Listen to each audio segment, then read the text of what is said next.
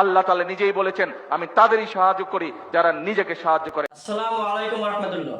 আপনারা এইমাত্র যে বক্তব্যটি শুনলেন, বাংলাদেশের বর্তমান প্রধানমন্ত্রী তারেক রহমান কোরআনের একটি আয়াতের যে ব্যাখ্যা দিয়েছেন তা কি আদৌ সঠিক, নাকি এটি রাজনৈতিক মঞ্চে দাঁড়িয়ে করা একটি সব থেকে বড় ভুল? আসলে সূরা রাদের 11 নং আয়াতে আল্লাহ তাআলা কি বলেছে দেখুন। এখানে আল্লাহ তাআলা বলেছে নিজেদের অবস্থা পরিবর্তন, কিন্তু প্রধানমন্ত্রী তারেক রহমান বলেছে নিজেকে সাহায্য।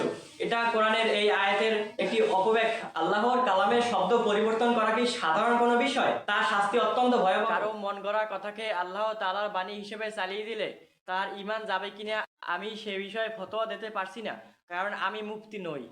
সুনানে তিরমিজির 2950 নং হাদিসে রাসূলুল্লাহ সাল্লাল্লাহু আলাইহি ওয়াসাল্লাম হুঁশিয়ারি বার্তা দিয়ে বলেছেন, মান ক্বালা ফিল কুরআনি বিগাইরি ইলমিন ফালিয়াতাবাওয়া মাকআদাহু মিনান নার। অর্থাৎ যে ব্যক্তি পর্যাপ্ত জ্ঞান ছাড়াই কোরআন সম্পর্কে কোনো কথা বলল অথবা ভুল ব্যাখ্যা দিল, সে যেন তার ঠিকানা